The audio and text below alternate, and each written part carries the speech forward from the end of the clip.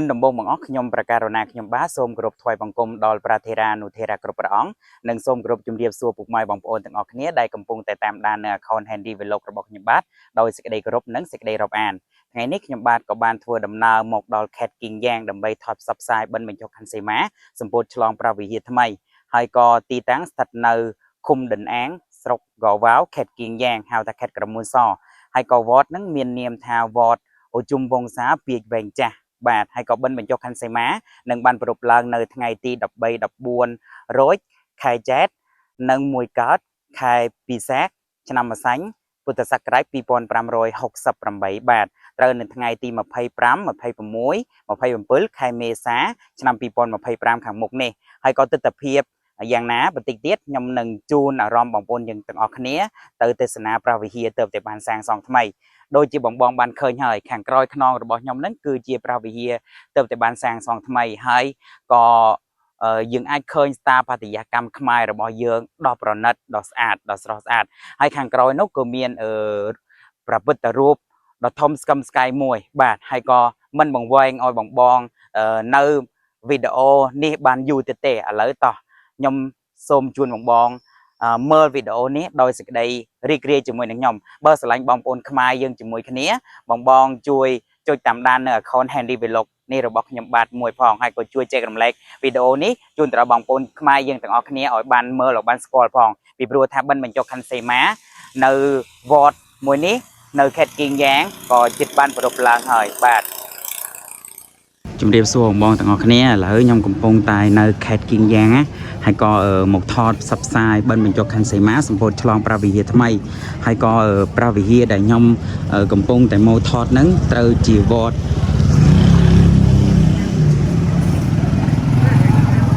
អូជុំវង្សាពាជវែងចាស់ហើយក៏នេះគឺជាព្រះវិហារដែលទៅតែបានសាងសង់ថ្មីបងទាំងអស់គ្នានិយាយទៅមកស្អាតហ្មងណាហើយក៏ទិដ្ឋភាពយ៉ាងណាបន្តិចទៀតខ្ញុំនឹងឡើងទៅខាងក្នុងព្រះវិហារចែកជូនទៅដល់បងប្អូនយើងបានមើលទាំងអស់គ្នាហើយក៏បងឃើញនេះយើងទៅតែនៅតែខាងក្រៅទេបងនឹងអាចឃើញបែបថាដូចជាខ្ញុំនិយាយហ្នឹងនេះគឺជាយៈបែបថាយៈអូកទុយនេះបងឃើញអត់នេះមកស្អាតហ្មងបងទាំងអស់គ្នាហើយតឥឡូវខ្ញុំនឹងចែកជូនបងទាំងអស់គ្នាទៅមួយជុំដើម្បីថាយើងមើលទិដ្ឋភាពជុំវិញព្រះវិហារសិនហើយរួចបានយើងឡើងទៅខាងលើព្រះវិហារដើម្បីថាយើងមើលស្ថាបត្យកម្មខ្មែររបស់យើងនៅខាងលើព្រះវិហារបាទហើយនេះបងទាំងអស់គ្នានេះមកស្អាតហ្មងបងទាំងអស់គ្នាស្ថាបត្យកម្មខ្មែរបែបអញ្ចឹងបាទហើយក៏នេះគឺជាបែបថារបងខាងខឿនព្រះវិហារហើយក៏រៀបដោយជួរដោយជាយៈបែបថាតោងកតុយរបស់នេះបែបអញ្ចឹងបងទាំងអស់គ្នាបាទមកស្អាតហ្មងបងទាំងអស់គ្នាហើយក៏ចង់បញ្ជាក់ឲ្យបងថាវត្តអូជុំវង្សាពាជវែងចាស់នឹងបានប្រពៃឡើងកម្មវិធីបិណ្ឌបញ្ចុះខណ្ឌសីមានៅចុងខែ4បាទចុងខែ4ចុងខែមេសាខាងមុខនេះហើយក៏ចង់បញ្ជាក់ឲ្យបងថាបិណ្ឌបញ្ចុះខណ្ឌសីមាសម្ពោធឆ្លងព្រះវិហារថ្មីនៅឯវត្តអូជុំវង្សាពាជវែងចាស់នឹងបានប្រពៃឡើងនៅថ្ងៃទី13 14រោចខែចែកនិង1កើតខែពិសាខឆ្នាំម្សាញ់ពុទ្ធសករាជ2568ខាងមុខនេះបាទហើយក៏សូមអនុមោទនាស្ទាជ្រះថ្លាជូនទៅដល់បងប្អូនយើងទាំងអស់គ្នាដែលបានទេសនានៅវីដេអូមួយនេះហើយក៏ថ្ងៃនេះខ្ញុំក៏មកថតផ្សព្វផ្សាយដើម្បីថាចែករំលែកជូនទៅដល់បងប្អូនយើងបានមើលទាំងអស់គ្នាមួយទៀតក៏ចង់ថតពិធីចងឬសីមាហើយក៏ក្នុងវីដេអូមួយហ្នឹងបងនឹងអាចឃើញបានទិដ្ឋភាពទាំងអស់នោះហើយក៏បើស្រឡាញ់បងប្អូនខ្មែរយើងទាំងអស់គ្នាបងជួយអនុមោទនាបិណ្ឌផងហើយក៏ជួយគាត់តាមដាននៅ account Handy Vlog របស់ខ្ញុំបាទមួយនេះផងបាទនេះគឺជាទិដ្ឋភាពតាំងស្រុងហ្មងណាខាងក្រៅខឿនព្រះវិហាររបងព្រះវិហារឥឡូវហ្នឹងសូមអញ្ជើញបងយើងទាំងអស់គ្នាទៅចូលនៅខាងក្នុងដើម្បីថាយើងទស្សនានៅខាងក្នុងព្រះវិហារបាទនេះបងទាំងអស់គ្នា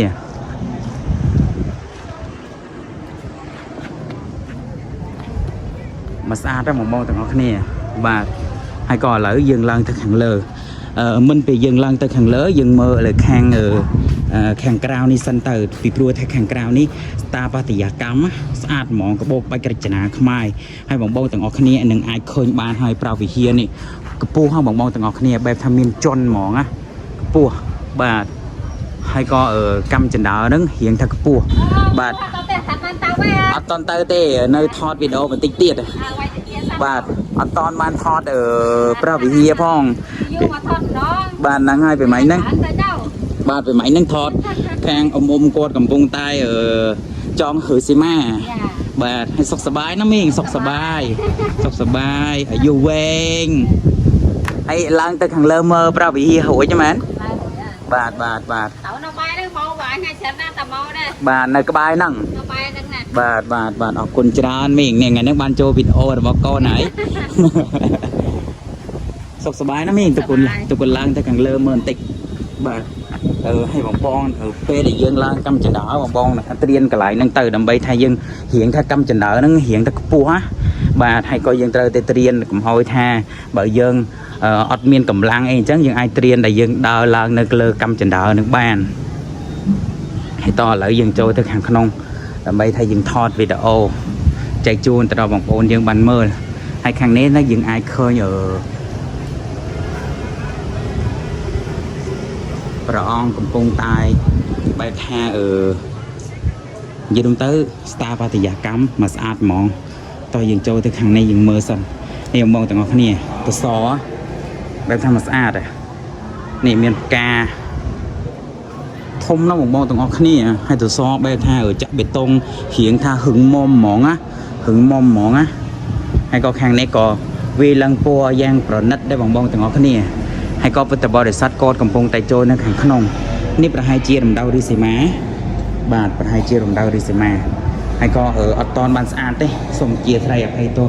คันไตกับไหลนึ่งพองให้ก็แข่งบองแข่ง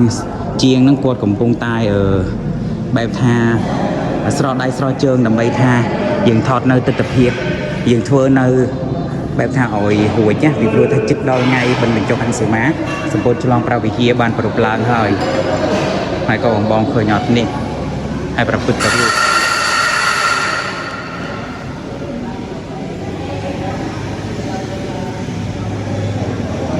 มาสะอาดน้ำบองเอ้ยมาสะอาดหมองอ่ะ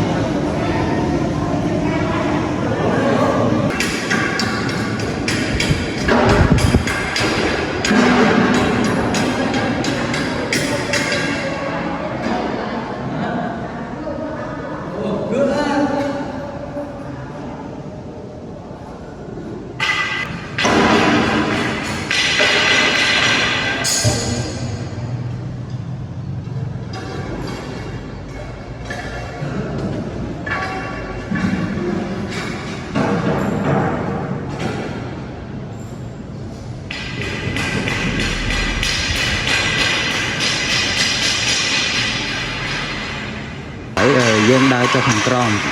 ยังไม่ติดเพียอันนี้คือจิตเพียในของโมทอกนี่เพียนี่ลักหนึ่งภาพหมอขยับของโมทอกนี่อยู่ตรงเตอนาใดวิจิตรกรขมายเหียงท่าสะอาดหมองอะปะก้ายอยู่ตรงเตอปะก้ายหมองก็เลยยังจ้องทางกรอมนำไปทายยังเตอทอดติดเพียในแข่งสลาน้ำปฏิให้หัว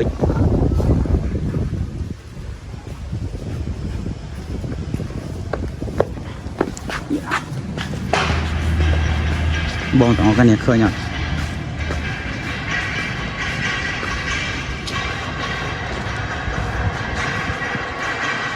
กระไหลnóเคยอยู่ประซองปีใหม่นั่งประซองก็โจรวมขนมกาเทอแบบทายจุยในเลิกปราบวิเฮียได้ให้กันนี่กระไหลนี่คือจีบประพุทธรูปประทอมสมสกายมวยนำก้อนในขังเลือสลาให้ก็ครั้งนี้ประหายจีมหาซาแล้วของบองตะออกกันเนี่ยเคยให้ดอยยิงใบมองขังนี้วิ่งยิงเคยดับเราไปฮีมาสะอาดมอง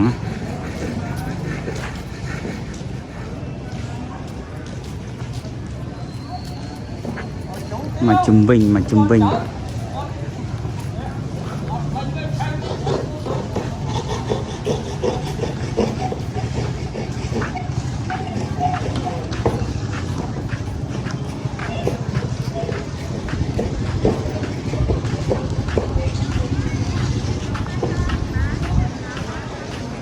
ស្អាតបងបងទាំងអស់គ្នានិយាយរំទៅមកស្អាតហ្មងណាហើយក៏ចង់បញ្ជាក់ឲ្យបងបងម្ដងទៀតថាបិណ្ឌបញ្ចុះខណ្ឌសីមាសម្ពុតឆ្លងប្រាវិហារថ្មីនៅឯវត្តអូជុំវងពីកវែងចាស់នឹងបានប្រពឡើងនៅថ្ងៃទី13 14រោចខែចែក1កើតខែពិសាខឆ្នាំម្សាញ់ពុទ្ធសករាជ2568ត្រូវនៅថ្ងៃទី25 26 27ខែមេសាឆ្នាំ2025ខាងមុខនេះបាទហើយក៏សូមអនុមោទនាសទ្ធាជ្រះថ្លាកុសលផលបុណ្យជូនទៅដល់បងប្អូនយើងទាំងអស់គ្នាដែលបានមើលវីដេអូមួយនេះបាទហើយក៏អនុមោទនាបុណ្យជូនទៅដល់បុណ្យទាំងអស់គ្នាឲ្យបានបុណ្យស្មើគ្នាអញ្ចឹងបងទាំងអស់គ្នាតោះឥឡូវយើងដើរមកជុំទៀតដើរមកជុំរួចយើងទៅយើងសុំ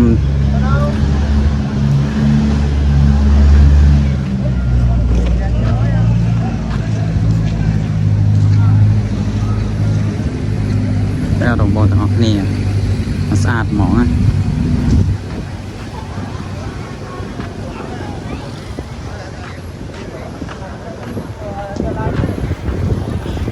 បាទបងបាទ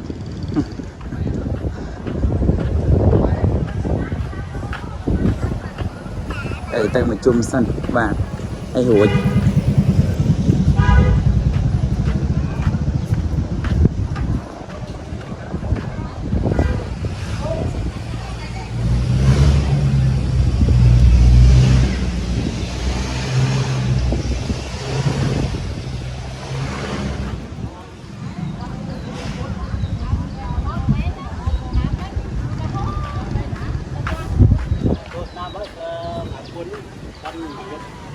มันให้ครับมาเลยเนี่ยมากระเป๋าทองมาไม่เป็นไร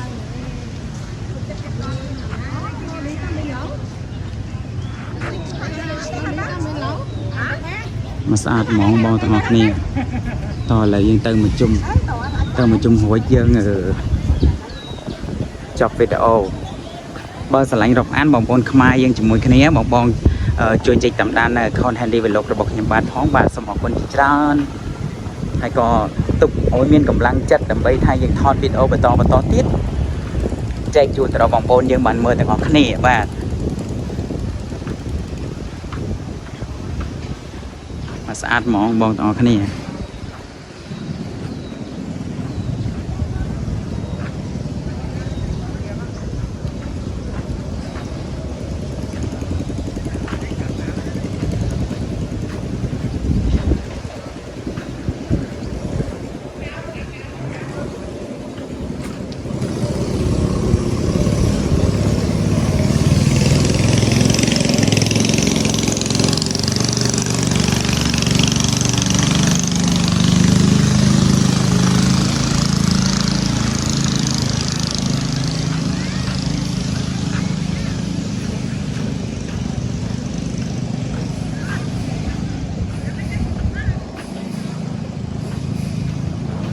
โอ้โหสะอาด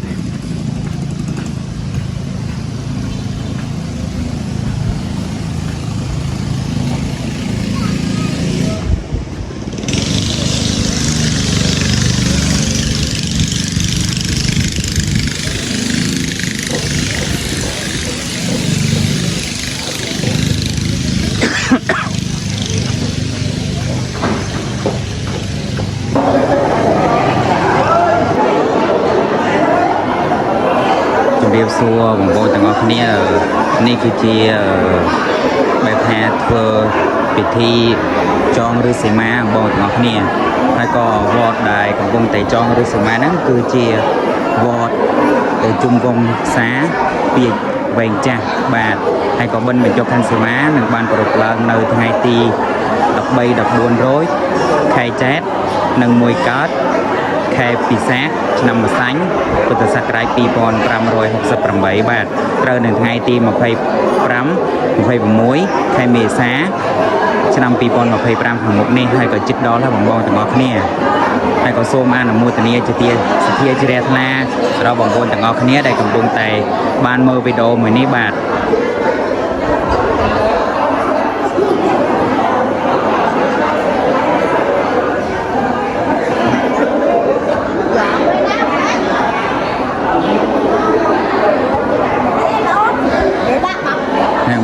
này này cái chia rư sấy ma nở vọt ở chung vùng xa pi bên cha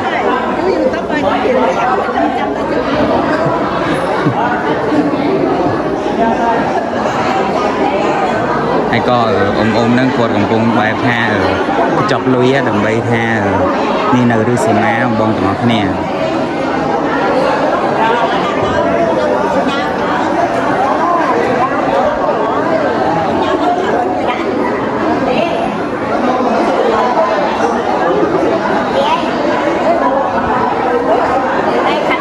นี่ก็เจียติดเพียบเลิกดำบงในบ้านมอกทอดเนยแคดกระมุนซ้อแคดกินแย่งให้ก็สังคมไทยบองบองมือวิดีโอไหมนี่บองบองหนึ่งช่วยแจกกลุ่มไลค์วิดีโอพองดำไปทางแจกชวนบองโอนเยอะแต่ออกเนี่ยบ้านมือติดเพียบโดยจิตยอมได้เอาไว้ได้เจียเลิกดำบงนั่นคือเลิกได้หล่อผมพัดได้บองบองแต่ออกเนี่ย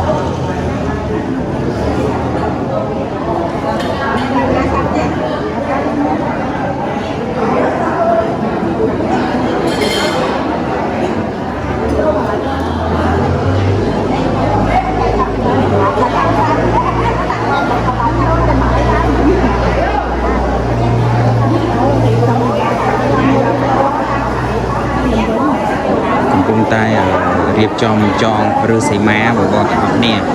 ហើយក៏ចង់បញ្ជាក់ឲ្យបងទាំងអស់គ្នាម្ដងទៀតគឺបិណ្ឌបញ្ចុកខិនសីមានៅវត្តជុំវង្សាពាជវែងចាស់នឹងបានប្រពៃឡើងនៅថ្ងៃទី13-14 រោចខែចែកនិង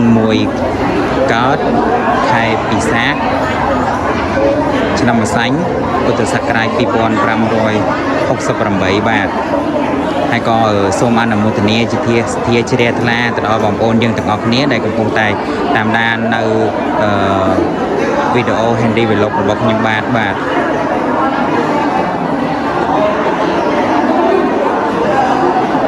ในการนี้ពុទ្ធបរិស័ទកំពុងតែមកចូលរួមក្នុងកម្មវិធីចងឬសីមាបាទ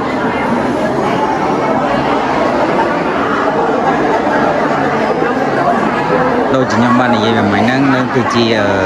ពិធីដែលខ្ញុំក៏ទៅតែបានមើលលើកដំបូងអីអញ្ចឹងណាហើយក៏ថ្ងៃនេះនិយាយរំទៅមាននិស័យមកថតហើយក៏ជួបបានពិធីបែបនេះដើម្បីទៅចែកកម្លែកជូនដល់បងប្អូនយើងបានមើលទាំងអស់គ្នាហើយក៏ទីតាំងស្ថិតនៅភូមិដណាងស្រុកកវ៉ាវខេត្តគៀងយ៉ាងហៅថាខេត្តក្រមួនសរបស់យើងនឹងបងប្អូនទាំងអស់គ្នាបាទហើយក៏បងប្អូនគាត់កំពុងតែលេងនៅឬសីមា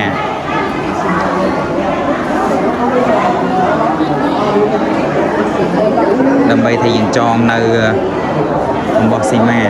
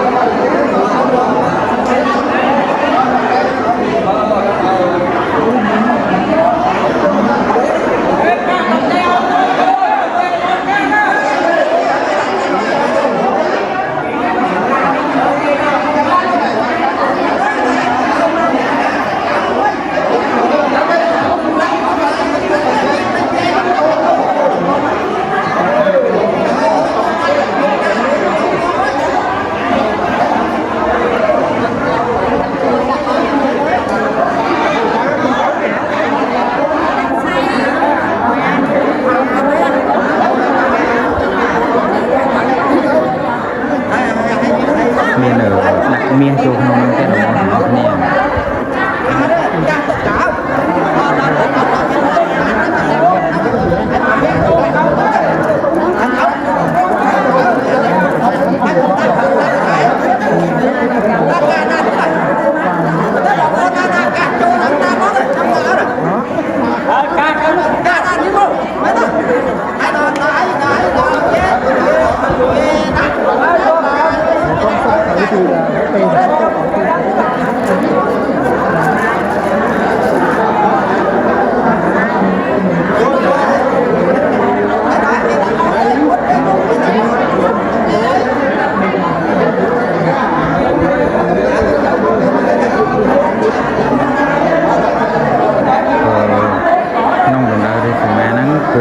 អំពូលខាងលើហ្នឹងគឺមានក្រុមមួយដើម្បីថាឲ្យយើង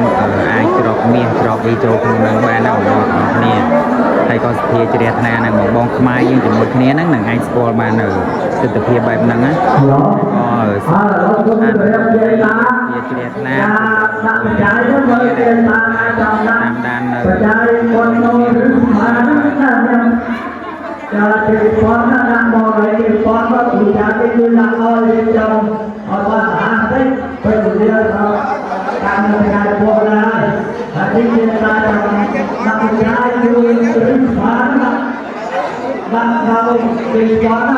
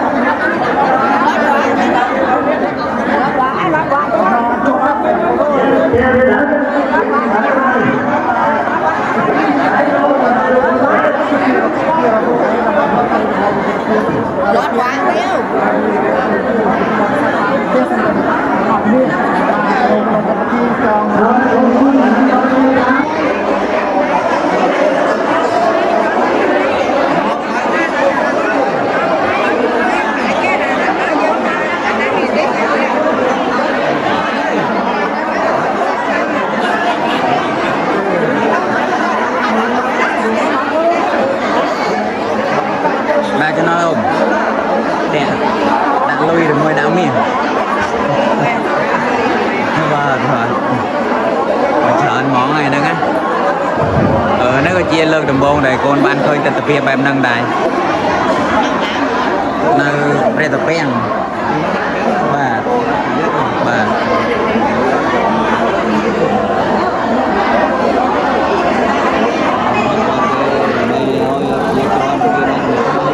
បាទ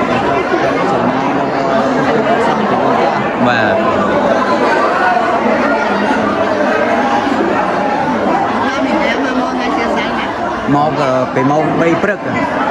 ម៉ោង3ជីកាត់មកដល់ហ្នឹងម៉ោង6ព្រឹកបាទធៀមពីឡានទៅគឺម៉ោង2ដល់បាទជិះម៉ូតូជាមួយគ្នាបាទ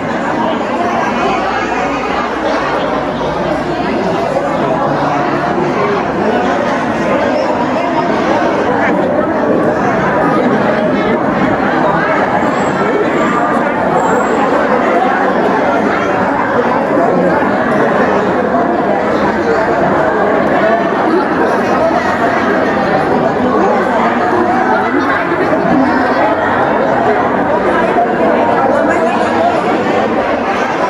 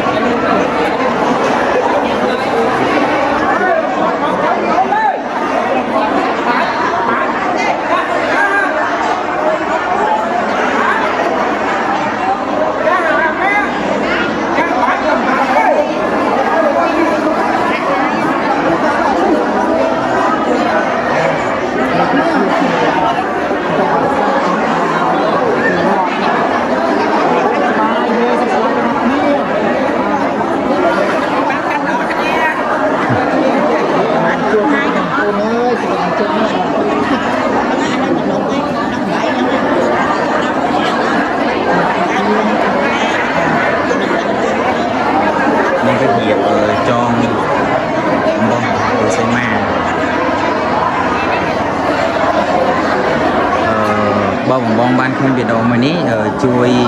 អនុមោទនាបន់កុសលផលបន់ចែកជូនដល់បងយើងទាំងអស់គ្នាផងដើម្បីថាយើងបានបន់រៀងខ្លួនអីចឹងណាចែកបន់ស្មើគ្នាជូនដល់បងប្អូនយើងទាំងអស់គ្នាដែលបានមើលវីដេអូមួយនេះបាទតែគាត់លុយអញ្ចឹងទៅដល់បងទាំងអស់គ្នានេះគឺជាថុកលុយណា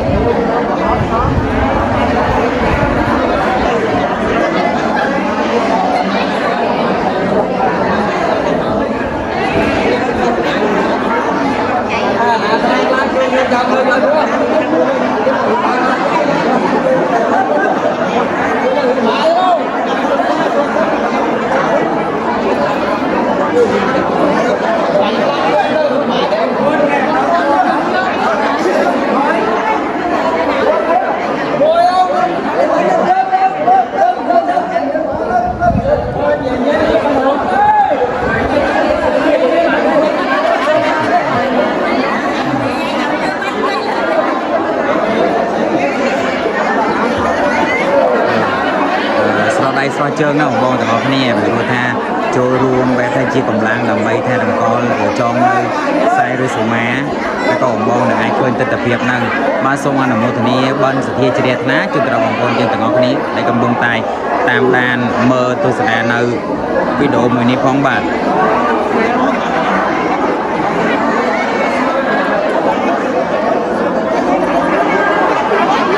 សប្បាយអត់ដល់មុំ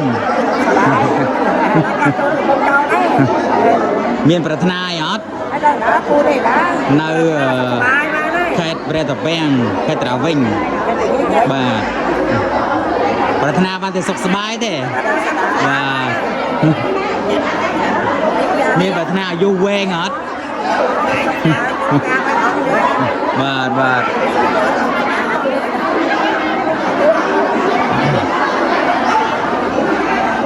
ទស្សនវិជ្ជាហ្នឹងគួរឲ្យចែករំលែកណាបងទាំងអស់គ្នាបើបងអាចឃើញវីដេអូមួយនេះបងជួយចែករំលែកនៅទស្សនវិជ្ជាកំពុងតែចងនៅឬសីមាជួយផងបងទាំងអស់គ្នាដូចជាពីមិញហ្នឹងបើបងមានទស្សនាវីដេអូពីខាងក្បាលហ្នឹងបងនឹងអាចឃើញថាឬសីមាហ្នឹងមានប្រុងនៅខាងក្នុងមានប្រុងនៅខាងលើនៅលើអំពូលណាហើយក៏យើងអាចថាបែបថានៅខាងប្រុងនៅលើអំពូលហ្នឹងយើងអាចបែបថាដាក់ជាមាសអីចូលទៅខាងក្នុងនឹងបានណាបងទាំងអស់គ្នាហើយក៏នេះគឺជាលុយដែរពុទ្ធបរិស័ទបែបថាយកមកចងនៅបែបថាជំវិញនៅឬសីមា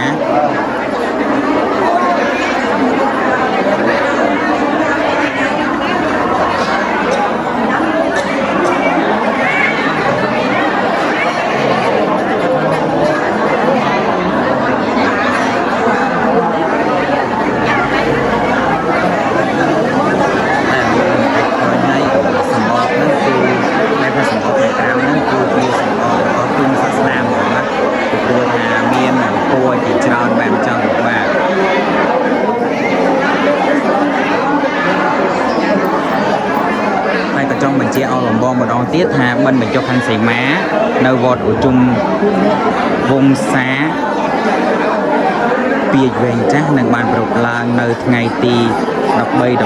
13-14រោច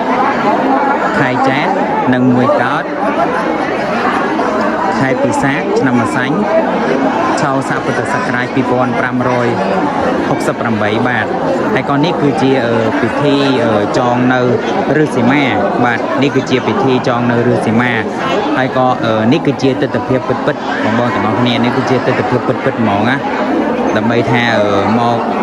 ជូននៅទស្សនវិជ្ជាចែកជូនបងប្អូនយើងទាំងអស់គ្នាបានមើលនៅអ្វីដែលជាគេដំណើររបស់ខ្មែរហើយក៏ប្រាវិហារទៅតែបានសាងសង់ថ្មីស្រស់ស្អាតណាស់បងប្អូនទាំងអស់គ្នា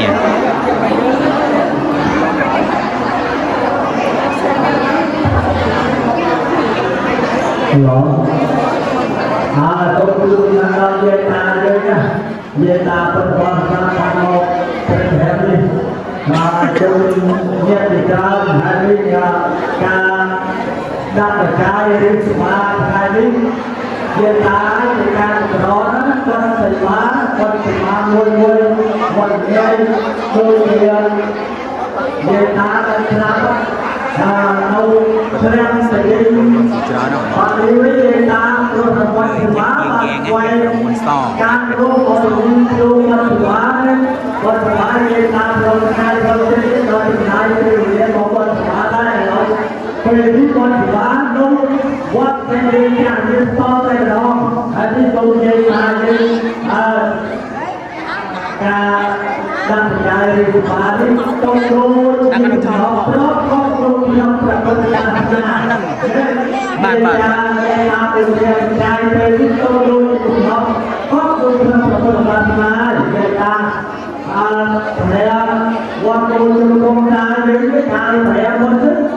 đừng nói âu đừng nói bay dân ta với đâu trước là mình con nó đừng tha vật can mốt hơi khỏe trong ba can năm đó nên lòng nó như tan thoải mái nên thầy mà con ôi luôn ta thầy về chặt con lại cái chung về ta với kia thơ của kia khó là một lần nên rồi hai bên cùng nó với con thầy mà các thầy con mai các âu với mình nói và tha theo con nhà với con ca mốt thư thể ra mình vui con mà các thằng là không ấy là coi con về ta đó con thì đi cô con thì mà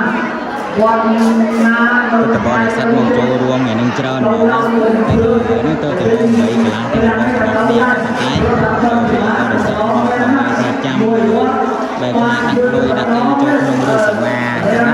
trong xe kia rồi cái năm đó mà bạn vừa đó kia hay cái cổ đó hai bạn trong quân thì mà lâu ngày ta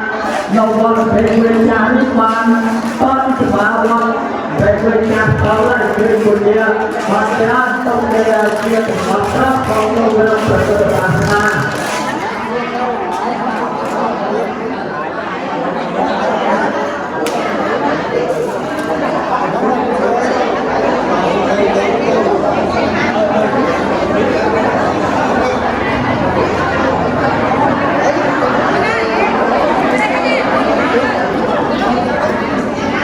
và trong pra bong bong mà đón tiết là bên mình có thông xì má nơi bọt ở chung vùng xã Việt Vành Trá đang bàn độc lần nơi này thì đọc 3 đọc 4 rối khai chat nâng môi cót khai bị sát năm sánhพุทธศักราช 2568 ខាងមុខនេះត្រូវនៅថ្ងៃទី25 26 27 ខែមេសា ឆ្នាំ 2025 ហើយក៏ទីតាំងស្ថិតនៅភូមិដិនអាងស្រុកវ៉ាវ៉ាវខេត្តគៀមយ៉ាងហៅថាខេត្តក្រមុំសបាទហើយក៏នេះគឺជាពិធីបែបថាចងនៅឬសមាបងប្អូនទាំងអស់គ្នាហើយក៏ខ្ញុំក៏បានមកថតទស្សនវិជ្ជាពិតចែកជូនបងប្អូនយើងទាំងអស់គ្នាបានមើលហើយបើស្រឡាញ់រកអានបងប្អូនខ្មែរយើងជាមួយគ្នាបងចូល account របស់ខ្ញុំមើលវីដេអូហើយជួយចែកlike ជួយកត់តាមដាននៅ account YouTube របស់ខ្ញុំមួយនឹងផងបាទអរគុណជាច្រើនបាទ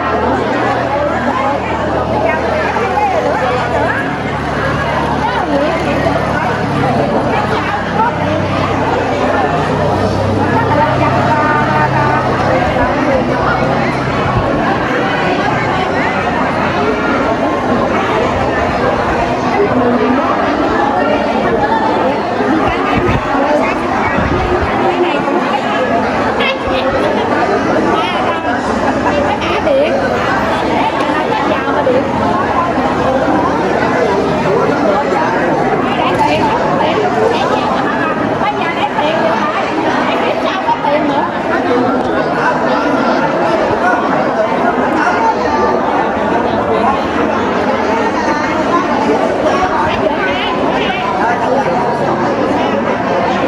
ចិត្តរួចទេបងទាំងគ្នាចងនៅឬសីមាឬសីមាលើកដំបងណាមួយលើកដំបងចិត្តរួចហើយនៅពុទ្ធបរិស័ទកំពុងតែដិតធូបអុជធូបដែលថាបន់ស្រន់នៅអ្វីដែលគួរឲ្យប្រាថ្នាអញ្ចឹងបងទាំងអស់គ្នា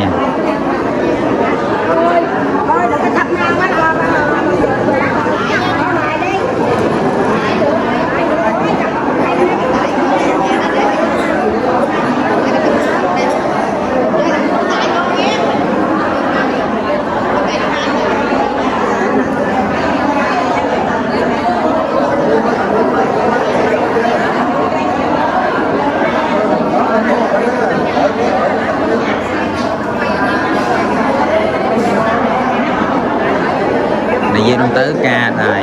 ចងនៅឬសីមាយើងមិនងាយនឹងអាចបានឃើញទេហើយក៏មិនបញ្ចុះខាងសីមាដូចជាខ្ញុំទៅថតវីដេអូចែក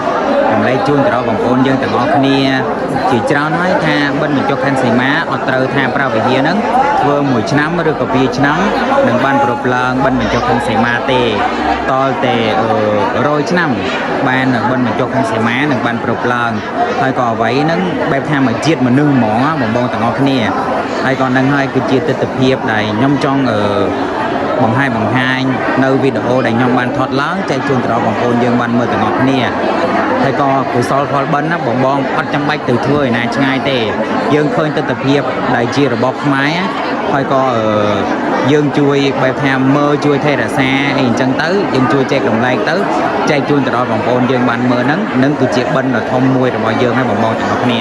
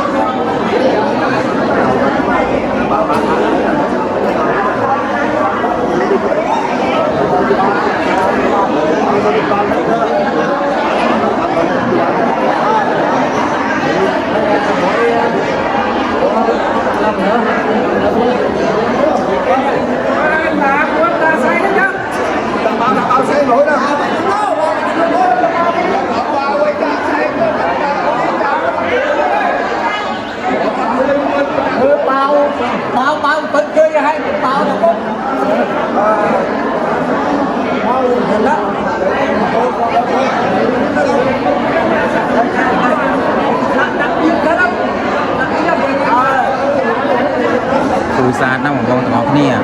ប្រណិតហ្មងណាការដែលចងនៅឬសីមា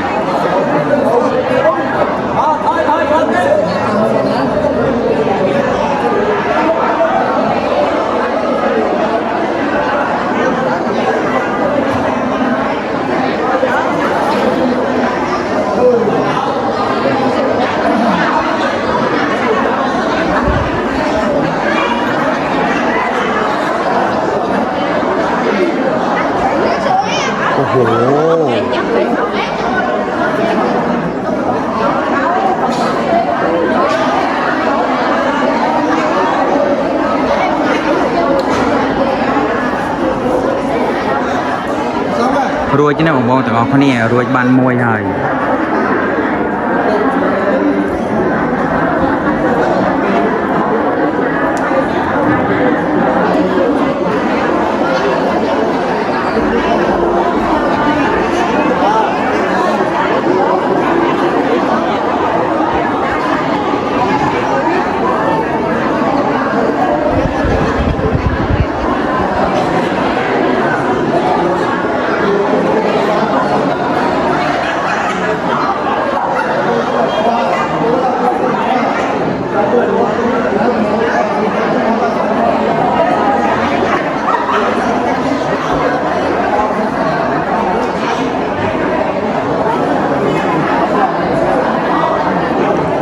រួចគ្នាបងប្អូនទាំងអស់គ្នា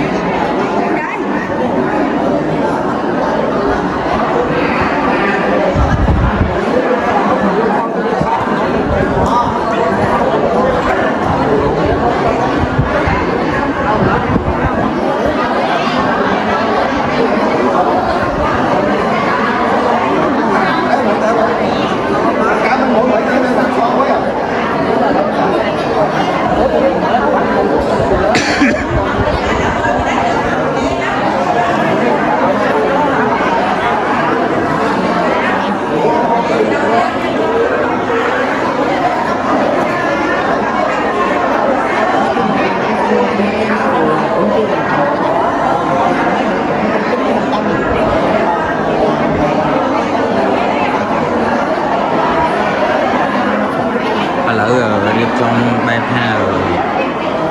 ឬសមាទី2ហើយ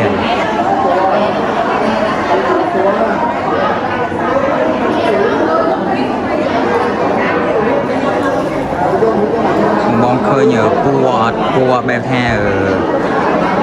ខាងក្រមណាពណ៌ហ្នឹងគឺជាពណ៌ទុំជាតិណាបងប្អូនទាំងអស់គ្នា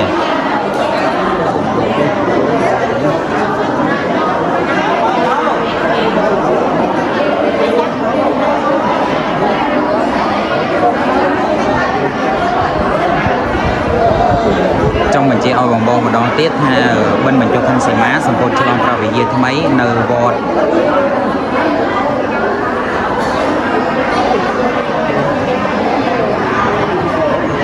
ឧជុំវង្សាពាជវែងចាស់នឹងបានប្រពឡើងនៅថ្ងៃទី13 14រោចខែចែកនិង1កើតខែពិសាខឆ្នាំម្សាញ់ឆៅស័កពុទ្ធសករាជ2568បាទត្រូវនៅថ្ងៃទី25 26 27ខែមេសាឆ្នាំ2025ខាងមុខនេះហើយក៏ជិតដល់ហើយបងប្អូនទាំងអស់គ្នាថ្ងៃនេះត្រូវជាថ្ងៃទី2ខែមេសាឆ្នាំ2025ហើយនិយាយរួមទៅចុងខែ4ហ្មងចុងខែមេសាហ្មងហើយក៏សូមអនុមោទនាសទ្ធាជ្រះថ្លាទៅដល់បងប្អូនទាំងអស់គ្នាញាតិបុត្រទាំងអស់គ្នាដែលបានមើលវីដេអូមួយនេះឲ្យបានបិណ្ឌស្មើគ្នាបាទហើយក៏អ្វីដែលជានិយាយរួមទៅធ្វើបិណ្ឌបងប្អូនទាំងអស់គ្នាយើងខ្មែររួមគ្នាបែបថាបិណ្ឌបញ្ចុះខណ្ឌសីមាគឺជាបិណ្ឌដ៏ធំមួយរបស់ប្រជាជនខ្មែរមិនថាបងប្អូនខ្មែរយើងនៅទីជិតទីឆ្ងាយនៅប្រទេសណាក៏ដោយឲ្យតែឃើញបិណ្ឌបញ្ចុះខណ្ឌសីមាហ្នឹងគឺជាបិណ្ឌមួយរបស់ប្រជាជនខ្មែរហើយក៏សូមអនុមោទនាជាជ្រះថ្លាបិណ្ឌកុសលជូនទៅដល់បងប្អូនទាំងអស់គ្នាឲ្យបានបិណ្ឌស្មើគ្នាបាទ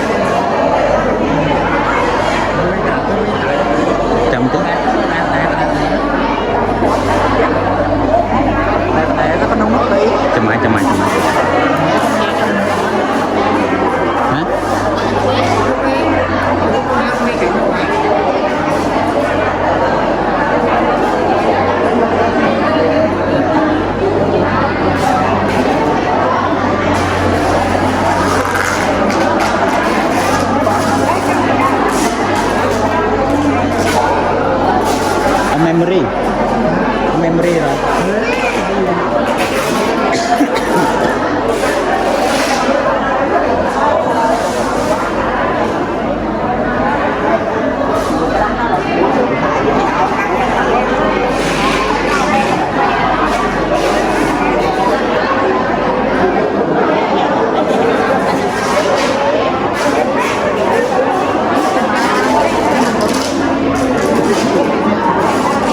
នេះ Đã rồi, đã cũng đây.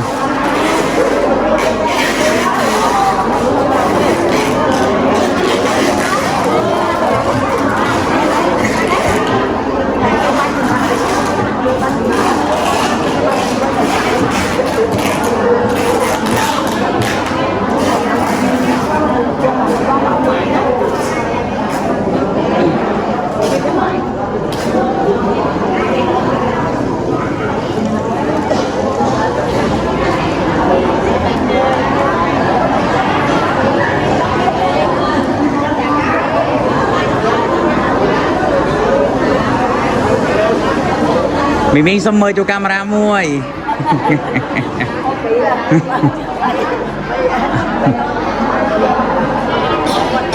សុខសប្បាយអត់សុខសប្បាយអត់ឃើញទិដ្ឋភាពអញ្ចឹងមានអារម្មណ៍យ៉ាងណាដែរនៅបរិវេណអូបាទអបអាំងមិនហើយឃើញទិដ្ឋភាពនេះមានអារម្មណ៍មិនដែរសប្បាយមកពីខេត្តត្រាវិញបាទមកពីត្រាវិញអូបាទអបអាំងបាទទិដ្ឋភាពសប្បាយហ្នឹងហ្នឹងណាហើយចុងខែចុងខែដល់បិណ្ឌបញ្ចុះខណ្ឌសីមាហើយបើថានៅចិត្តកុំមករាល់ថ្ងៃហ្មងណាបាទតិចទៀតទៅហើយតិចទៀតទៅវិញហើយអត់ទេទៅជិះម៉ូតូបាទទៅមួយជាមួយបងណាបងប្រុសណាបាទពេលត្រាវិញមកដល់ហ្នឹងបាទឡើង YouTube ឃើញថ្ងៃហ្នឹងឃើញបងប្អូនមកចូលរួមច្រើនណាឃើញញាតិវត្ថុមកចូលរួមច្រើនដែរទៅខេត្តត្រាវិញលេងអត់ដែរទៅបិណ្ឌបញ្ចុះខណ្ឌសី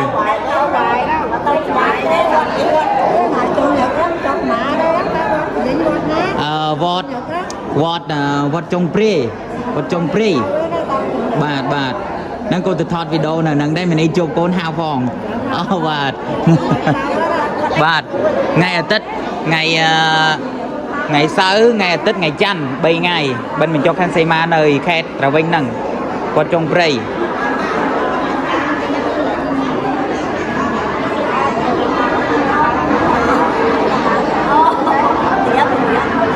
ហើយដាក់លុយបានច្រើនអត់ដាក់លុយឬសីមាបានច្រើនអត់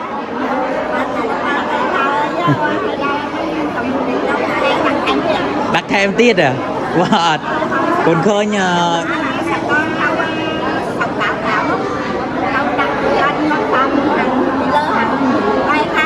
បាទហ្នឹងហើយដាក់ថែមទៀតពេលដែលបែបថាកញ្ចប់រួចណាពេលដែលចងរួចណាហើយយើងដាក់លុយតាមខ្សែបាទតាមខ្សែឬសីមាហ្នឹងបាទទៅមានបិណ្ឌច្រើនហ្នឹងបានឃើញទិដ្ឋភាពបែបហ្នឹងណាបាទបិណ្ឌច្រើន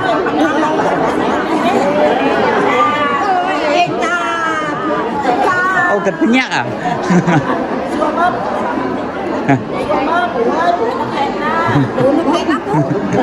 ខេត្តត្រាវិញ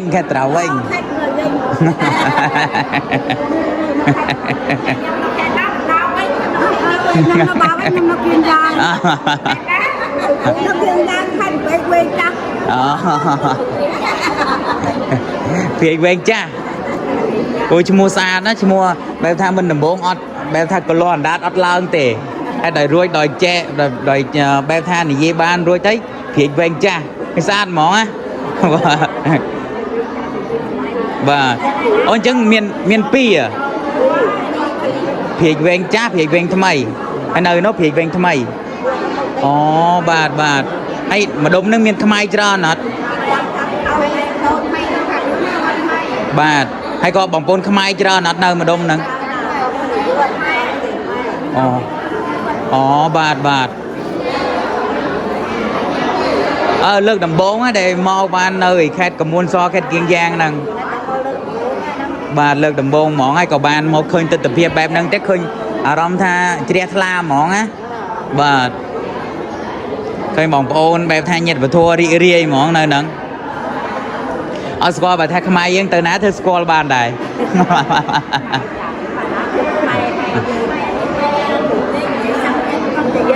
បាទបាទបាទ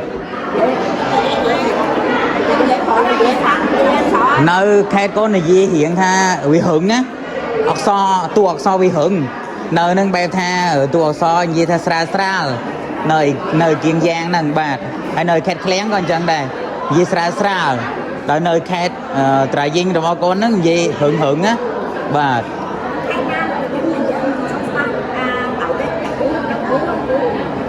និយាយរំទៅនៅមួយខេត្តហ្មងណាមួយខេត្តហ្នឹងហ្មងនិយាយបែបថាបើបងប្អូនយើងនៅហ្នឹងបែបថាគាត់ថានិយាយរដើនបែបអញ្ចឹងណារៀងទៅសំឡេងវាហឹងណាបាទអូអញ្ចឹងណាបាទបាទបាទបាទបាទបាទបាទចឹងបាទ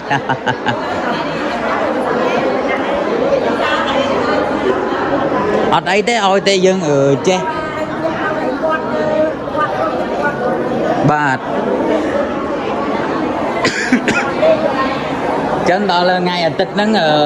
ញាតិវធនៅហ្នឹងទៅបិណ្ឌបញ្ចុះខណ្ឌសីមានៅខេត្តត្រាវិញបាទឃើញអ៊ំគាត់និយាយពីមិញហ្នឹងអត់ដឹងថាទៅច្រើនដែរឬអត់ក៏ប៉ុន្តែគាត់ថាក៏ទៅអីចឹង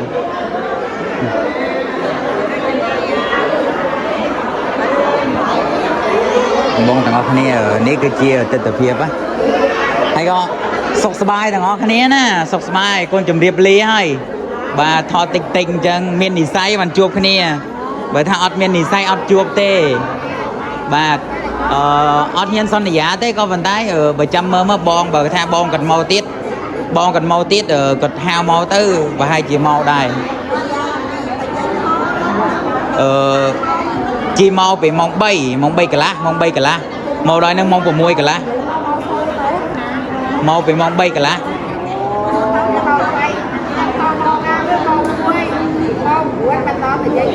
បាទ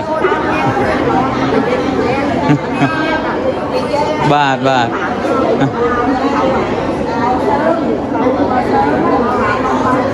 ហើយសុខសប្បាយទាំងអស់គ្នាជម្រាបលាបាទអាយុវែងថ្ងៃហ្នឹងអ៊ំញាតិវធនៅជើងវត្តព្រាចវែងចាស់ហ្នឹងបានបិណ្ឌច្រើនហើយវាព្រោះថាដាក់លុយដាក់បាទដាក់លុយដាក់អីចូលឬសីម៉ែអញ្ចឹងអរគុណច្រើនសុខភាពល្អបាទ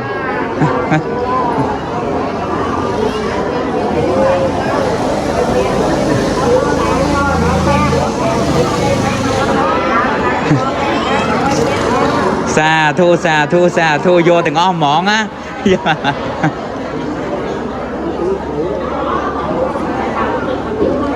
ជំរាបសួរ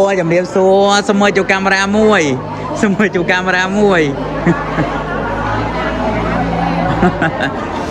សុខសប្បាយមីងសុខសប្បាយហ៎ហើយក៏ថ្ងៃហ្នឹងមានអារម្មណ៍មិនដែរមីងបាទតាំងពីក្មេងដល់ឥឡូវទៅតែឃើញចង់ឬសីមាចាំឲ្យកូនសុំសម្ភារបន្តិចណាកូនសុំសម្ភារបន្តិច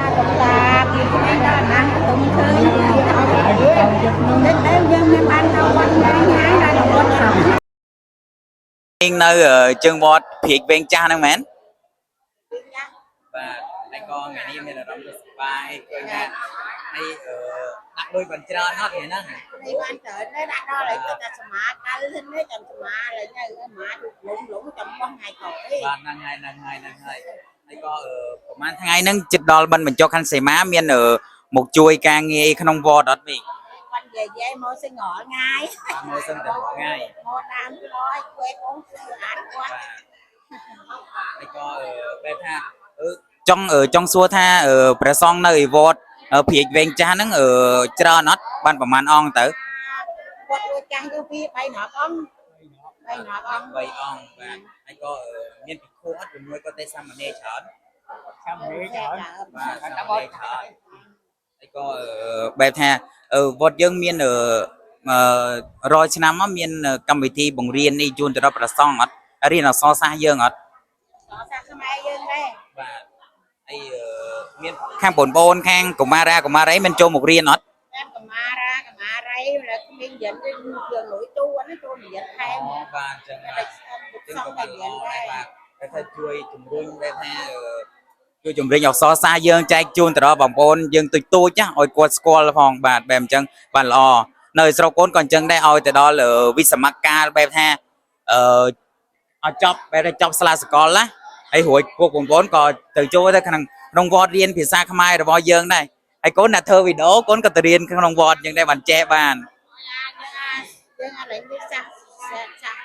សាខ្មែរយើងកំពុងคลิกទៀតខ្មែរបាទហ្នឹងហើយបាទខ្មែរមកយើងឡាទៅបានគុណហាច់លេងคลิกទៀតខ្មែរយើងអស់ណាបាទបាទហ្នឹងហើយតែថាយើងខ្មែរយើងត្រូវតែ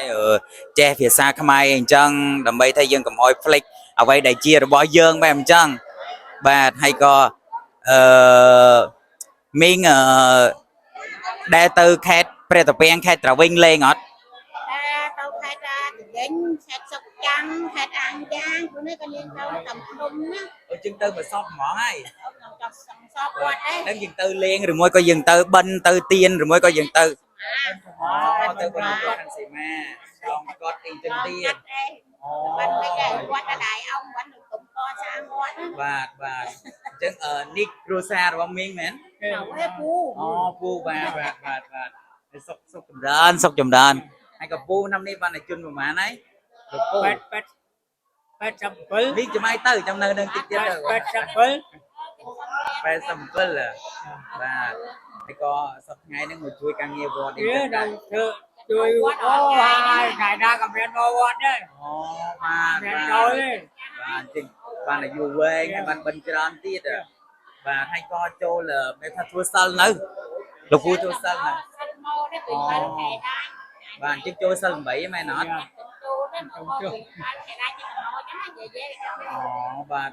ទចឹងបានបិណ្ឌច្រើនហើយក៏ជិះទៅក្នុងថៃសុខភាពផងបាទគេថាឲ្យបានអាយុវែងអញ្ចឹងព្រោះនៅជាមួយកូនចៅអីអញ្ចឹងណា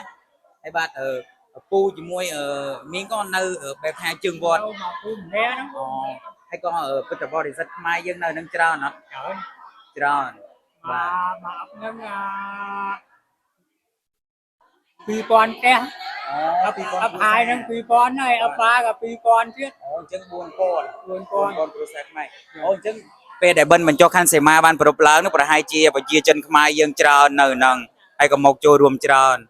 បាទហើយក៏ឥឡូវមើលវីដេអូរបស់កូនណាហើយក៏កូនសុំថតសម្ភារអញ្ចឹងចំពោះអ៊ំមានអារម្មណ៍យ៉ាងណាដែរពេលបានបែបថាថតវីដេអូអញ្ចឹងចែកជូនទៅដល់កូនចៅខ្មែរអញ្ចឹងណាអ៊ំមានសេចក្តីប្រាំញើជូនទៅដល់បងប្អូនខ្មែរយើងទាំងអស់គ្នាអត់គេសូមជួយបងប្អូនខ្មែរជួយធ្វើបន់ឲ្យបានច្រើនតិចទៅបានច្រើនណាហើយបើមិនធ្វើបន់គ្មានបន់នេះណាជួយហ្នឹងហើយបើថាយើងធ្វើបន់តិចក៏បានដែរឲ្យតែយើងសន្សំបន់បាទចិត្តមកបាទហ្នឹងហើយអរគុណលោកគ្រូជាច្រើនណាជូនពរលោកគ្រូអាយុវែងហើយក៏សុខភាពល្អបែបថាកម្លាំងមកមួនបាទហើយចំអាយមីងចំអាយលាបាទហើយមីងនេះជូនពរឲ្យមីងសុខភាពល្អហើយក៏បែបថាអាយុវែងដែរកម្លាំងមកមួនហើយក៏សប្តាហ៍ថ្ងៃហ្នឹងនៅធ្វើការអត់ឬមួយក៏នៅផ្ទះជាមួយនឹងកូនចៅពីអ្នកអង្គបាយកូនចៅចេញខ្លួនអស់ហើយពីអ្នកតាយាយមកតាកចាំគោក៏ខ្ញុំទៅចាំគ្រូបាទអញ្ចឹងក៏បានដែរធ្វើការងារស្រាលទៅបែបថាជួយកូនជួយតាមហ្នឹងកាត់បានជួយថាហើយយើងបានរុំមកទៅដែរបាទហ្នឹងហើយក៏ចង់សួរឈ្មោះមីងនេះសួរឈ្មោះអីដែរម៉េចលេខខំសម្ភារមិញឥឡូវអត់តបានសួរឈ្មោះផងមកទីវេហ៎បាទស្អាតដូចជាផ្កាយ៉ាកិនមួយណាបាទហើយក៏លោកពូសូមសួរឈ្មោះលោកពូឈ្មោះអីដែរបាទអរគុណយិនតេងបាទយិនតេងបាទឈ្មោះស្អាតដែរសង្ហាលោកពូពីកាលកំឡោះប្រហែលជាសង្ហាបាទអរគុណលោកពូច្រើនណាបាទសុខភាពល្អគាត់ក៏សុំទៅផ្ទះហើយក៏សុំទៅផ្ទះហើយ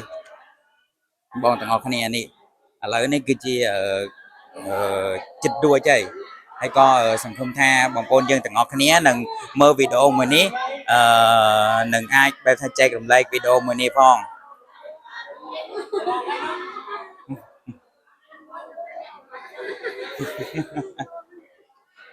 សុខសប្បាយណាមីងសុខសប្បាយមីងទាំងអស់គ្នាហើយបើសង្ឃឹមថាមាននិស័យដល់ថ្ងៃបិណ្ឌបញ្ចុះខណ្ឌសីមាសម្ពោធឆ្លងព្រះវិហារថ្មី នឹងមកចូលរួមបែបថាថតវីដេអូផ្សព្វផ្សាយទៀតបាទអរគុណច្រើន